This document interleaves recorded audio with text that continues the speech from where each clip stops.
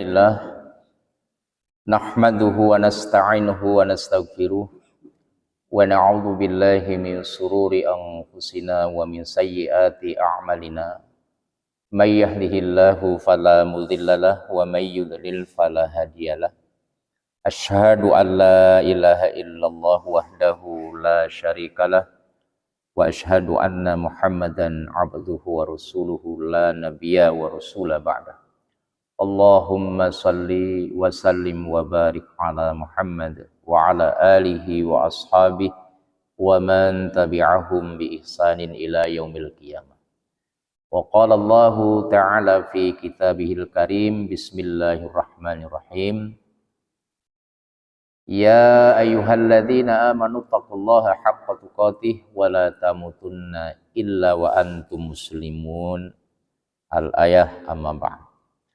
Saudara-saudaraku, jamaah rahimakumullah, jamaah salat subuh yang dirahmati Allah, alhamdulillah kita senantiasa bersyukur kehadirat Allah Subhanahu wa taala yang masih memberikan ruang kesempatan kepada kita untuk berbekal, beramal sesuai dengan kadar kemampuan kita masing-masing.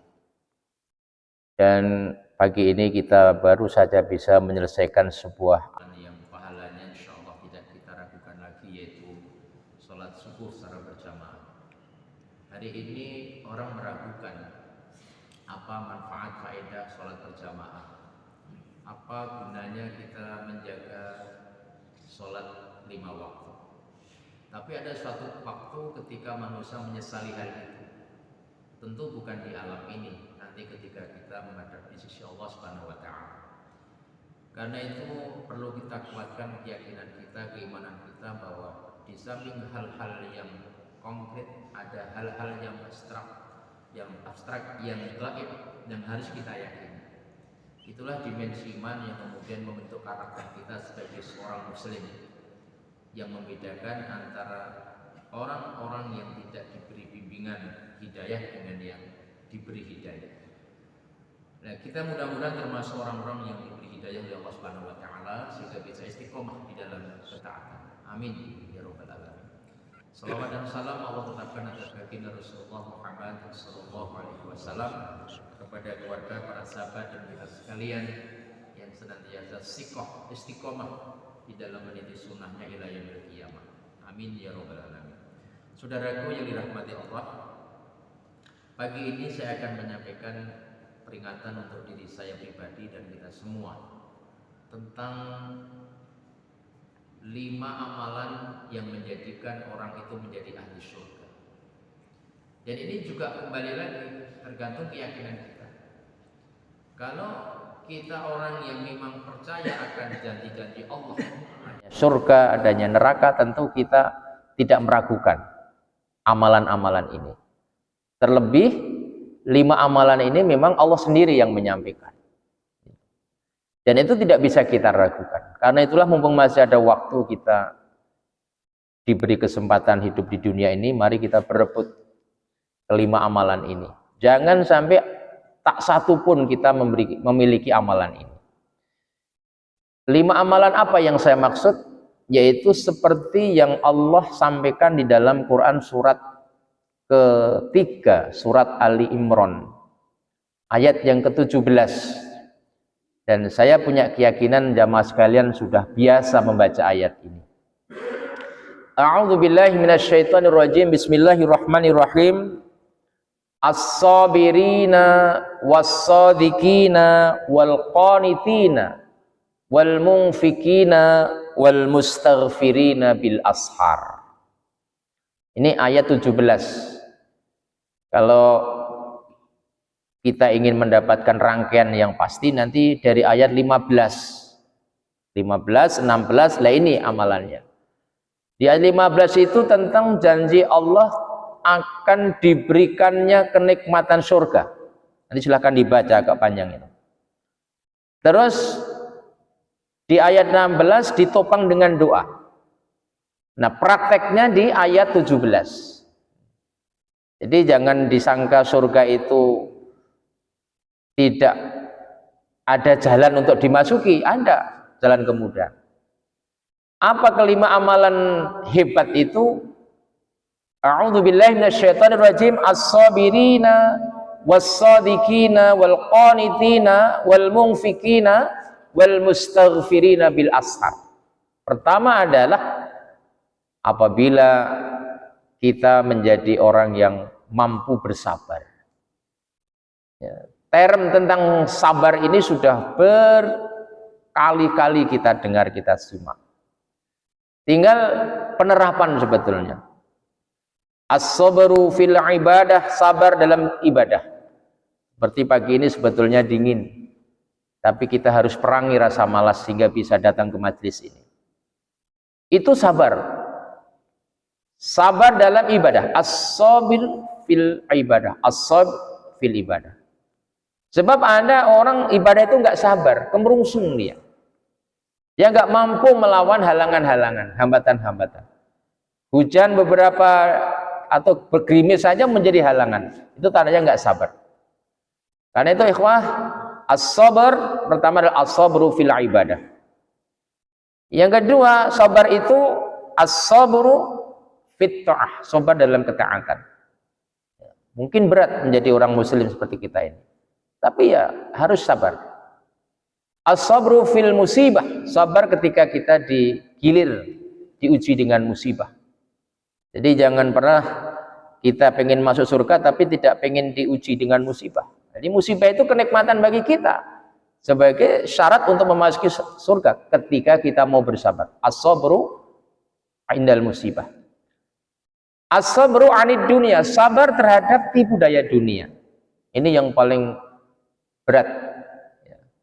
Kalau kita ini tidak sering kumpul di majelis seperti ini, barangkali kita termasuk orang yang jatuh dalam urusan dunia. Orang kalau kumpulannya urusan dunia saja, nggak mikir agama, ya itulah yang akan diperebutkan. As-sabru anid dunia. Kemudian as-sabru anil maksiyah, sabar di dalam meninggalkan segala bentuk kemaksiatan. Ini syarat pertama orang-orang yang dijamin masuk surga. As-sabirin. Yang kedua adalah was-sadiqin. Orang-orang yang sotik, orang-orang yang benar. Artinya apa? Kita ini kan tiap hari selalu mengkaji tentang kebenaran, kebatilan. Diingatkan dengan ayat, diingatkan dengan hadis. Ketika telah tiba kebenaran, sudah pegang baik-baik. Meskipun seluruh manusia tidak menyukainya. Kadang-kadang kita lembek, tahu kebenaran, tapi karena yang lain melanggar, kita ikuti. Salah satu contoh ya ketika orang berangkat haji ya, saat tawaf. Kita tahu bahwa nggak ada tuntunan tawaf itu mengusap-usap dinding Ka'bah atau naik ke Satsarwan itu kemudian dia mengusap-usapnya. Ya. Karena nggak ada tuntunannya, tapi karena melihat orang seperti itu banyak melakukan, kita ikut. Nah, itu namanya tergoda dari kebenaran. Saudaraku, kalau hidup ini mengikuti irama manusia, tentu kita akan bingung. Ya, kita akan terjebak. Karena mungkin berkali-kali saya ingatkan tentang Quran surat 6 ayat 116. Wa in tuti' aktsara man fil ardi yudilluka an sabilillah iyattabi'una illa dhanna wa in hum illa yahrusun. Kalau kalian mengikuti kebanyakan manusia di muka bumi ini, kamu akan tersesat dari jalan Allah. Sebab yang kalian ikuti hanya dhanna, dugaan, prasangka-prasangka saja. Karena itu ya ikhwah, kalau sudah datang Al-Quran, datang As-Sunnah, jangan noleh kanan, noleh kiri, kerjakan. Walaupun seorang diri. As-sadiqin. Orang-orang yang shadiq, yang membenarkan kitabullah dan sunnah Nabi. Ini yang paling rentan hari ini. Barusan kemarin viral di video, ustadz-ustadz berjejer, membaca sholawat istighfar di tempat ibadah orang lain coba. Dalam rangka hanya ingin dikatakan orang ini memiliki sifat toleransi, moderasi. Baca astagfirullah, di dalam tempat ibadah orang lain. Ya. Dan gak usah terkecoh seperti itu. Gitu. Ya. Walaupun seluruhnya seperti itu jangan kerjakan. Kenapa? Ini tidak shadiq, tidak benar. Anda talbisul haqqo bil batil. Anda mencampur aduk antara yang hak dengan yang batil. Jadilah orang yang benar. Yang ketiga, wal qanitin, orang-orang yang taat, orang-orang yang patuh terhadap aturan Allah dan aturan Rasulullah Sallallahu Alaihi Wasallam. Di zaman dimana kita hidup sekarang ini, yang kita pahami bahwa aturan-aturan Allah dan Rasul kadang-kadang lebih kita hinakan daripada aturan-aturan yang dibikin manusia. Maka wajar kalau kemudian kehidupan kita di dunia juga tidak mendapatkan ketenangan, apalagi di akhirat. Tidak ada ketaatan kepada makhluk dalam hal kemaksiatan. Karena itu, saudaraku yang dirahmati Allah, mari semampu-mampu kita, wa ma atakumur rasulu fakhudhuhu wa ma nahakum anhu fantahu. Apa-apa yang datang dari Rasul kerjakan. Walaupun pahit, walaupun berat, walaupun enggak disenangi orang. Dan apa-apa yang dilarang tinggalkan. Udah, konsepnya sederhana. Wal qanitin ta'at. Yang keempat, wal munfikin, orang-orang yang mau berinfak di jalan Allah. Kita sudah belajar kecil-kecilan. Ada infak sedekah subuh, ada sedekah Jumat dan macam-macam. Mari kita pertahankan amalan itu. Mungkin hanya sejimpit beras, setengah canting beras. Ya. Mungkin biasa kita lihat, ngapain itu main-main. Kita sekarang bicara main-main, tapi demi Allah, semua yang kita keluarkan di jalan Allah akan menjadi saksi nanti. Ya. Kalau kita pikir yang kita makan menjadi ampas, menjadi sampah lebih banyak daripada yang kita sedekahkan di jalan Allah. Mohon maaf harus mengatakan, berapa biaya bagi bapak-bapak yang merokok? Satu bungkus berapa? Sehari berapa bungkus? Sebulan berapa bungkus? Bisa, dan kita akad itu, kita kerjakan. Padahal demi Allah ini nggak ada manfaat. Di dunia nggak ada manfaat, apalagi di akhirat. Tapi kenapa ketika kita dipanggil untuk menjadi orang-orang yang ahli surga dengan infak, kadang-kadang kita masih berpikir ulang, masih lambat. Karena itu perlu selalu dicerahkan. Hati-hati dengan harta ya ikhwah.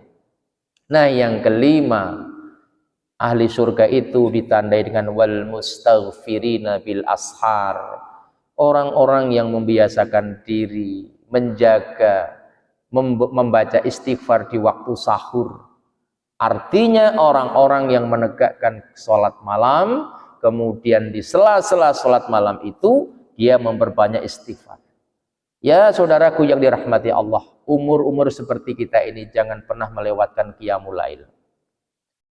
Di sanalah kejujuran kita beribadah kepada Allah.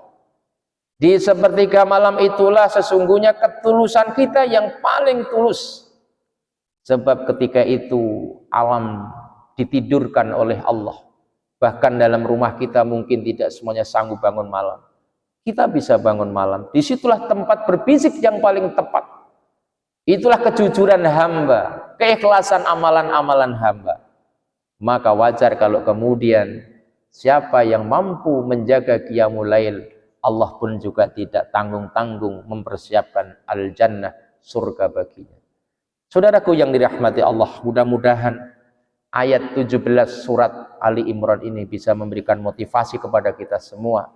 Mari menjadi orang yang sabar, mari menjadi orang yang benar, mari menjadi orang yang taat, yang patuh, mari menjadi pelaku-pelaku pemberi infak sedekah, dan mari kita pelihara qiyamul lail dengan memperbanyak istighfar di dalamnya. Semoga bermanfaat. Sekiranya ada kalimat bahasa yang kurang santun, saya mohon maaf. Kita akhiri dengan doa kafaratul majlis.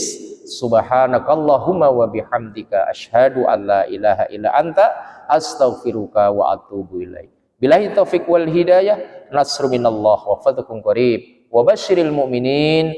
Wassalamualaikum warahmatullahi wabarakatuh.